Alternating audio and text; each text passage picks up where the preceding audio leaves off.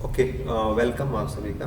देखिए, आज का अपना जो टॉपिक है वहाँ अपन बात करने वाले हैं कि इनहेरिटेंस को लेके क्रोमोजोमल थ्योरी है वो क्या रही हुई है, और क्रोमोजोमल थ्योरी से पहले और जो कॉन्सेप्ट्स थी उनमें क्या क्या चीज़ें हैं। तो एक डायरेक्ट जो क्वेश्चन है वो यहाँ से पूछा जाता है, तो दो तीन बातें आपको यहाँ से कवर करनी है। देखो, इनहेरिटेंस जैसा कि हमने जेनेटिक्स में पढ़ा था कि करैक्टर्स का एक पीढ़ी से दूसरी पीढ़ी में जो जाना होता है उसको अपन इनहेरिटेंस बोलते हैं। और स्टार्टिंग के अंदर जैसे मेंडल की बात आती है तो वहाँ मेंडल ने तो इनको फैक्टर्स बोला था कि जो करैक्टर्स को कंट्रोल करने वाली चीज़ें उनको फैक्टर्स बोला गया। लेकिन बाद में जाके पता चला कि ये जीन्स होते हैं, जीन्स एक पीढ़ी से दूसरी पीढ़ी में जाते हैं, और फाइनली कि जीन्स है वो नहीं जाते, जीन्स क्रोमोसोम का पार्ट होते हैं, और क्रोमोसोम है वो एक जनरेशन से दूसरी जनरेशन में सारा जो इन्फॉर्मेशन है या हम कहें कि जो भी फिनोटाइप में हमें दिखाई देता है उनको कंट्रोल करने वाले जितने भी जीन्स हैं वो सेक्स और रिप्रोडक्शन के दौरान क्रोमोसोम्स की सहायता से ट्रैवल करते हैं। तो ये जो कॉन्सेप्ट है कि करैक्टर्स को अगली पीढ़ी में ले जाने का जो इम्पोर्टेंट रोल है वो क्रोमोसोम प्ले करते हैं, इसको अपन क्रोमोसोमल थ्योरी ऑफ इनहेरिटेंस के नाम से जानते हैं। तो देखो, इसमें सबसे पहला जो एक आपसे पूछा जा सकता है क्वेश्चन वो है कि जैसे क्रोमोसोमल थ्योरी है वैसे ही germ plasm theory of heredity है ना, हेरिडिटी अपन इनहेरिटेंस को बोलते हैं। तो क्रोमोसोमल थ्योरी अलग चीज है और जर्म प्लाज्म थ्योरी है वो अलग चीज है। देखो, जर्म प्लाज्म थ्योरी का मतलब ये होता है कि बॉडी के अंदर दो प्रकार की सेल्स होती हैं, सोमेटिक सेल्स और दूसरी होती हैं जर्म लाइन सेल्स। तो नेक्स्ट जनरेशन में जो इंफॉर्मेशंस को कैरी करने वाला मटेरियल है वो जर्म प्लाज्म होता है, यानी कि जो जर्म लाइन की सेल्स हैं उनके अंदर जो साइटोप्लाज्म है उस साइटोप्लाज्म से करैक्टर्स हैं वो अगली पीढ़ी में जाते हैं, है ना। ये स्टार्टिंग का कॉन्सेप्ट था, क्योंकि आज तो ये गलत कॉन्सेप्ट है, क्योंकि हम जानते हैं कि साइटोप्लाज्म से मेनली जो जीन्स है वो नहीं जाते। एक छोटा सा सेक्शन होता है साइटोप्लाज्मिक इनहेरिटेंस, वो जरूर इससे जुड़ता है। बाकी फिनोटाइप के मोस्टली जो जीन्स हैं वो न्यूक्लियस से कंट्रोल होते हैं, और न्यूक्लियस का मटेरियल है वो जो जर्म प्लाज्म है उससे कनेक्ट नहीं होता है। लेकिन आपको हिस्टोरिकली पता होना चाहिए कि जो विजमान है ये विजमान का दिया हुआ कॉन्सेप्ट है कि जो germ plasm theory of heredity है वो विजमान का दिया हुआ है। इसके बाद में जो अगला वर्क आता है वो है विलियम रॉक्स का। अब देखो, विलियम रॉक्स ने थोड़ा सा इम्प्रूवमेंट कर दिया था कि जेनेटिक फैक्टर्स, यानी कि जो मेंडल ने फैक्टर्स बोला कि करैक्टर्स को कंट्रोल करने वाली जो चीज़ें वो फैक्टर्स हैं, और उन फैक्टर्स को एक पीढ़ी से दूसरी पीढ़ी में ले जाने का जो काम करते हैं वो कैरियर्स होंगे। और वो कैरियर से इन्होंने बताया कि वो न्यूक्लियस के अंदर या केंद्रक में मिलने वाले कुछ तंतु जैसी संरचनाएं होती है। हालांकि क्रोमोसोम वर्ड है वो समय पे नहीं था, बट उनका मानना था कि जो जर्म प्लाज्म है वो नहीं करता ऐसा काम, अदर देन उसके जो फिलामेंटस स्ट्रक्चर्स हैं वो ये काम करती है। तो एक आप इसको ध्यान दे सकते हैं। इसके बाद में अगर हम नेक्स्ट चलते हैं तो हमारा जो मेन क्वेश्चन यहाँ से हम एक्सपेक्ट करते हैं कि क्रोमोसोमल थ्योरी ऑफ इनहेरिटेंस से जो क्वेश्चन आपसे पूछा जाएगा उस क्वेश्चन में यही चीज़ आपसे पूछी जाएगी कि जो प्रॉपर कॉन्सेप्ट है वो किन के द्वारा दी हुई है। तो ये आपको बिल्कुल से तैयार करना है कि शटन एंड बॉवेरी ने 1903 के अंदर ये कॉन्सेप्ट दी थी कि उसके अकॉर्डिंग जो जेनेटिक मटेरियल है उसको एक जनरेशन से दूसरी जनरेशन के अंदर क्रोमोसोम्स हैं वो ले करके जाते हैं। This is the main theory. Okay, इसके बाद में देखो थोड़ा सा आपको ये यहाँ पे क्लियर कर लेना है कि जो क्रोमोसोमल थ्योरी है उसमें क्या क्या इंक्लूड होता है। देखो, पहला अपन देखते हैं कि होमोलोगस क्रोमोसोम्स हैं वो पाए जाते हैं इन सोमेटिक सेल्स, यानी कि अगर हम बॉडी की कोई भी सेल की बात करेंगे तो उसमें क्रोमोसोम्स के पेयर होते हैं ना, कि उसमें से एक जो क्रोमोसोम है वो एक पेरेंट से आता है, दूसरा क्रोमोसोम दूसरे पेरेंट से आता है, कि दो सेट होते हैं और हर एक सेट है वो एक एक पेरेंट से आया हुआ होता है, पहली बात।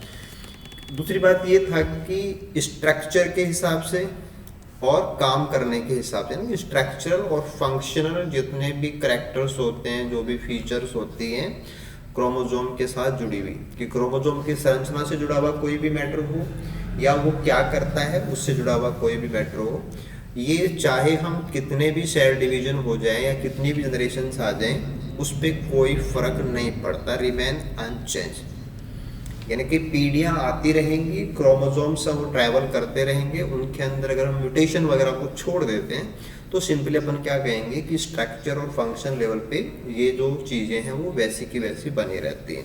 ओके, इसके बाद में अगला पॉइंट इसमें हम ले सकते हैं कि जब गैमेट्स बनते हैं, यानी कि जब मियोसिस होती है, ड्यूरिंग मियोसिस होमोलोगस क्रोमोसोम्स जो हैं वो पेयर बनाते हैं, है ना, होमोलोगस क्रोमोसोम्स की पेयरिंग होती है, और पेयरिंग के अंदर जो मेंबर्स आते हैं कि दो क्रोमोसोम्स होंगे,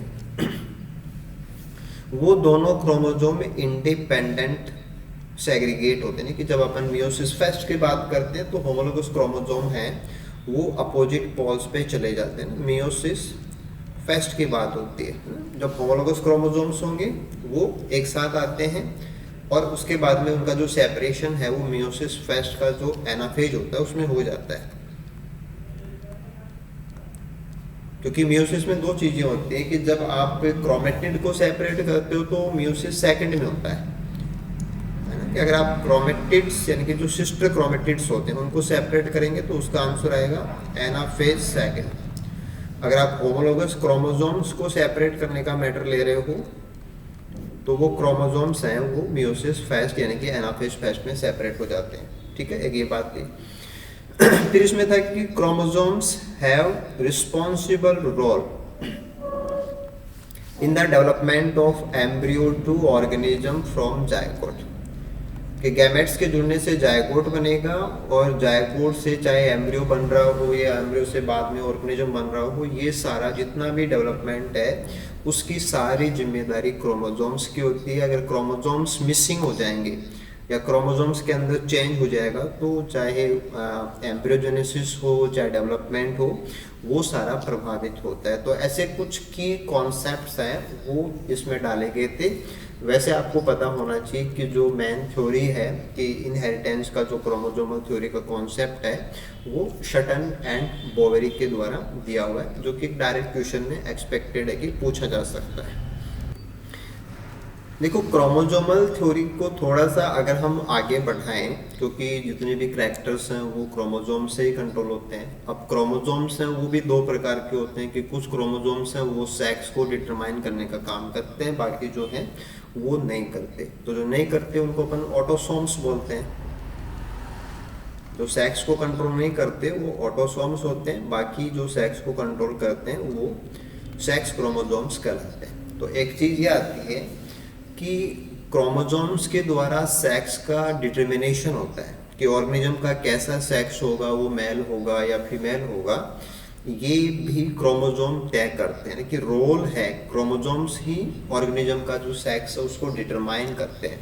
तो इससे जुड़ा हुआ जो वर्क है ना, ये भी आपको पता होना चाहिए कि कोई क्वेश्चन ऐसा आपसे पूछा जा सकता है कि पहला जो ऐसा वर्क है कि ऑर्गेनिज्म का जो सेक्सुअल डिटर्मिनेशन है वो क्रोमोसोम्स करते हैं, ये वर्क है 1902 का C.E. मैकक्लन का, जिन्होंने जो टिड्डे होते हैं, ग्रास होपर्स होते हैं, इन पे काम किया था। और देखो इन्होंने जो ऑब्जर्व किया है ना, जो आज भी अपन देखते हैं तो ग्रास होपर्स के अंदर ये सिस्टम पाया जाता है कि एक्स क्रोमोसोम है वो सेक्स को डिटरमाइन करने का काम करता है। देखो, सेक्स डिटर्मिनेशन में आपको दो चीज़ें तैयार करनी है, एक तो एग्जाम्पल्स तैयार करने हैं, ओके, और एक उनके पैटर्न तैयार करने कि कोई भी एग्जाम्पल है तो उसमें सेक्स जो क्रोमोसोम्स है या सेक्स डिटर्मिनेशन का तरीका है वो क्या होता है, उस तरीके का नाम क्या होता है। तो एक्स क्रोमोसोम यहाँ पे डिटर्मिनेंट होता है। अगर एक्स क्रोमोसोम प्रेजेंट है तो वो फीमेल्स के रूप में डेवलप होते हैं, अगर अब्सेंट है तो मेल्स के रूप में डेवलप होते हैं। तो वेरी फर्स्ट जो रोल है कि क्रोमोसोम्स हैं वो रिस्पॉन्सिबल होते हैं सेक्स को डिटरमाइन करने के लिए ये मैकक्लेन का वर्क है। तो ये बात हुई, उसके बाद में हम आगे बढ़ते हैं और अब एक और नेक्स्ट टॉपिक हम इसमें ले लेते हैं, वो है कि सेक्स डिटर्मिनेशन के जो मेथड्स हैं ना। वैसे सिलेबस के अंदर तो सेक्स डिटर्मिनेशन इन ह्यूमंस दिया हुआ है, ठीक है। तो ह्यूमंस वाले में तो ऑलमोस्ट सभी कुछ जान रहे होते हैं कि हमारी जो बॉडी है उसके अंदर जो लास्ट में क्रोमोसोम जो अपन लेते हैं कि उसमें एक्स हो सकता है, वाई हो सकता है, वो सब कंट्रोल करते हैं। बट हम इसके अदर देन कुछ और जो मेथड्स हैं, जो और तरीके होते हैं सेक्स डिटर्मिनेशन के, वो भी डिस्कस करेंगे। तो सबसे पहले अपन आते हैं कि सेक्स डिटर्मिनेशन को अगर हम ह्यूमंस के केस में समझें कि ह्यूमंस में सेक्स डिटर्मिनेशन का जो तरीका होता है वो सेक्स क्रोमोसोम्स के द्वारा डिटरमाइन होता है। अब देखो, सेक्स क्रोमोसोम में दो क्रोमोसोम आते हैं, एक तो आता है एक्स क्रोमोसोम और दूसरा आता है वाई क्रोमोसोम। तो ह्यूमंस के अंदर सेक्स क्रोमोसोम दो होते हैं, one is X chromosome and second is Y chromosome. अब एक्चुअल में क्या कि अगर हम पूरे सिस्टम की बात करें कि ह्यूमंस का जो पूरा सिस्टम है, ये जो पूरा सिस्टम इसके अंदर जो सेक्स डिटर्मिनेशन का जो तरीका होता है वो होता है वाई क्रोमोसोम बेस्ड, है ना। जैसे अपन ये कहते हैं कि एक्स क्रोमोसोम फीमेल डेवलपमेंट के लिए जरूरी है, वाई है वो मेल के लिए जरूरी है। बट अगर दोनों को मिला करके देखें तो वाई क्रोमोसोम है वो इम्पोर्टेंट होता है, यानी कि ह्यूमंस के अंदर सेक्स क्रोमोसोम है वो वाई डिटर्मिनेंट के अकॉर्डिंग काम करता है। जैसे अभी हमने ग्रास होपर्स की बात की, वहाँ एक्स क्रोमोसोम निर्धारित करता है, वैसे ह्यूमंस के केस के अंदर वाई क्रोमोसोम निर्धारित करता है कि ऑर्गेनिज्म का सेक्स क्या होगा। यानी कि अगर वाई क्रोमोसोम प्रेजेंट है तो मेलनेस डेवलप होती है कि मेल स्पेसिफिक डेवलपमेंट हो जाता है।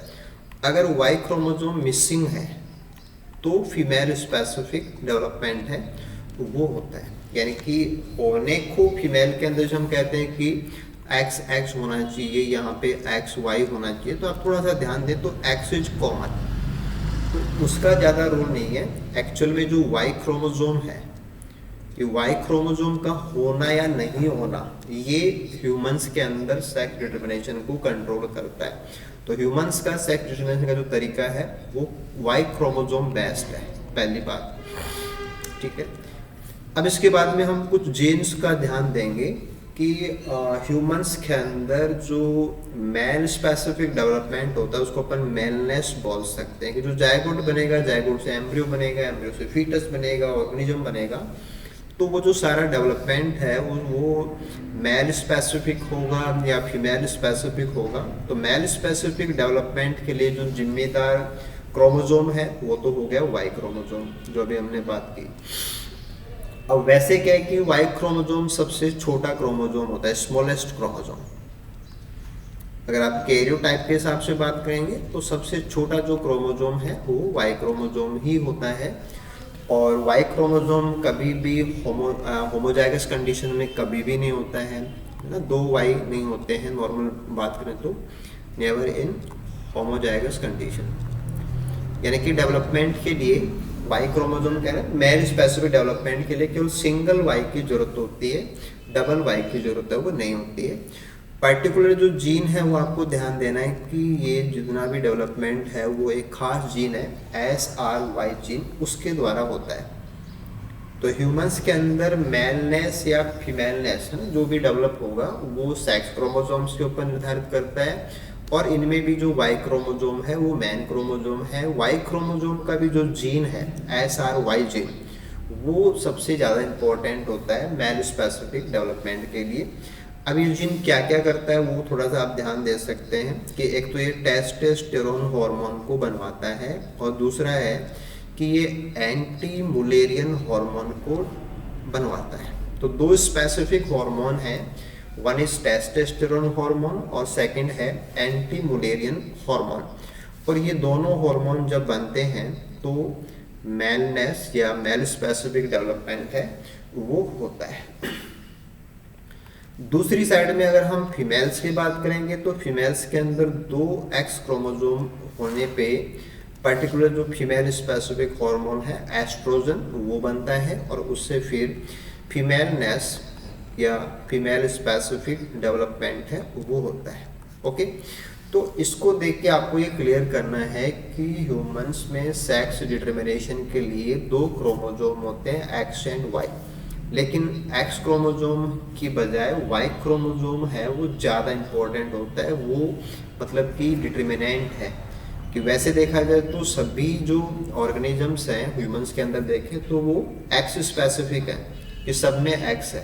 अब जिसमें वाई आ गया वो मेल बनेगा, जिसमें नहीं आया वो सब फीमेल्स होंगे। तो ऐसे आप वाई क्रोमोसोम स्पेसिफिक जो रोल है कि जैसे एक क्वेश्चन हो तो उसमें आप बता सकते हैं कि वाई क्रोमोसोम स्पेसिफिक इम्पोर्टेंट इसका जो रोल रहता है। हाँ देखो, इसके बाद में हम कुछ और एग्जांपल्स की तरफ बढ़ते हैं। तो एक अपन लेते हैं कि जो फॉल्स होते हैं, कि जो मुर्गे होते हैं फॉल्स, अब उनमें जो सेक्स डिटरमिनेशन का तरीका होता है वो होता है ZW सिस्टम। ये एक्सपेक्टेशन है कि कोई इस लेवल का क्वेश्चन आपको मिल सकता है। जैसे फॉल्स की बात करेंगे तो अगर वहाँ पे ZW है तो फीमेल स्पेसिफिक डेवलपमेंट होता है, अगर डबल जेड है तो मेल स्पेसिफिक डेवलपमेंट होता है। तो कंट्रोल जो है वो W और Z कर रहे हैं, तो ये हो जाएगा ZW सिस्टम।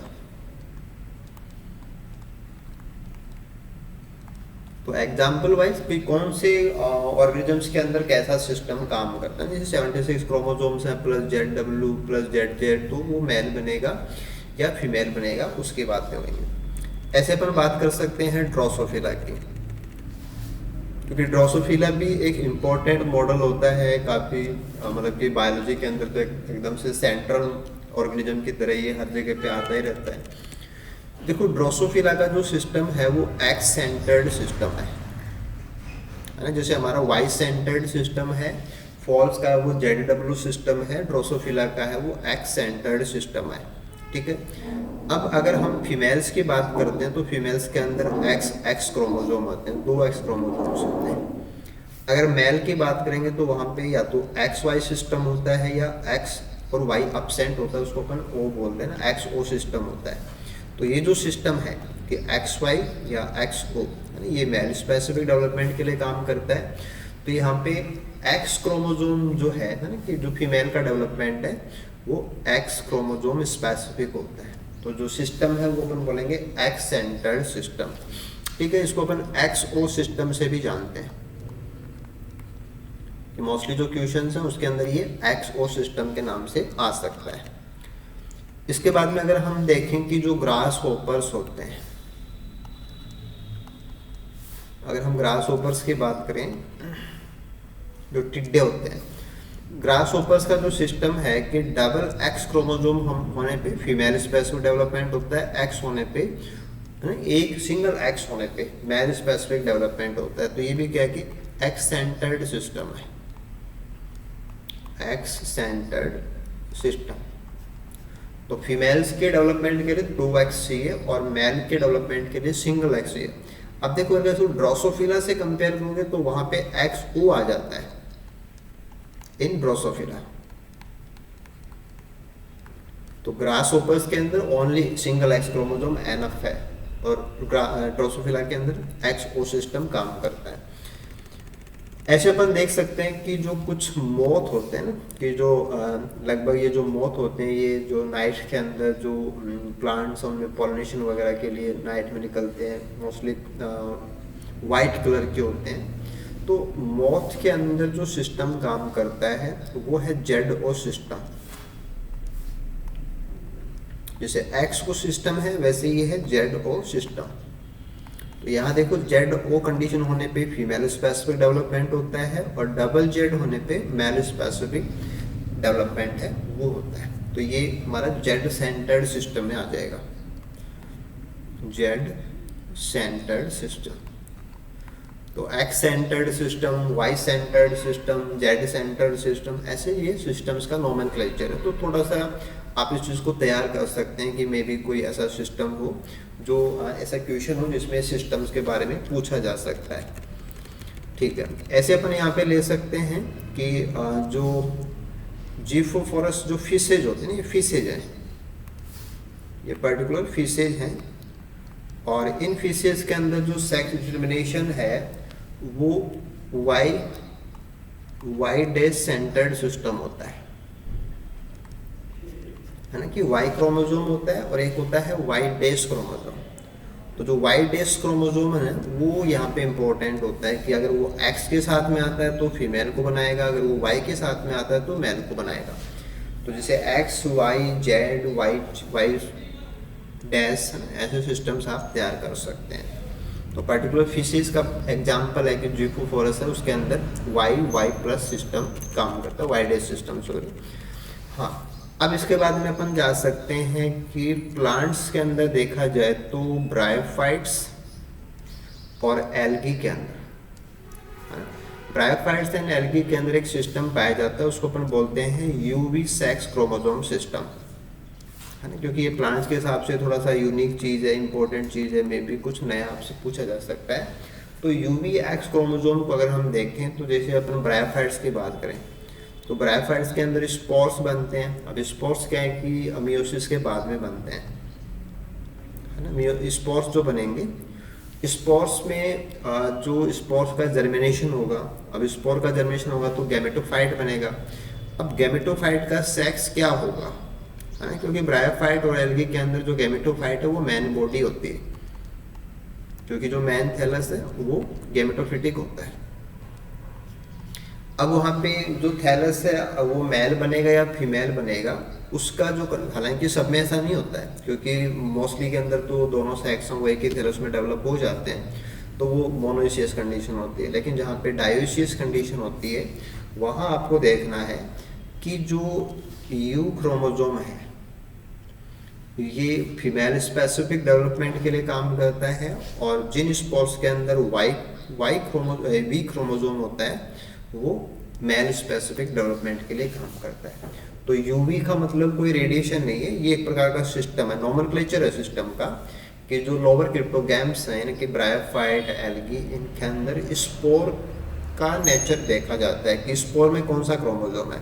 यू क्रोमोसोम है तो फीमेल थैलस बनेगा, और वी क्रोमोसोम है तो मेल थैलस बनेगा।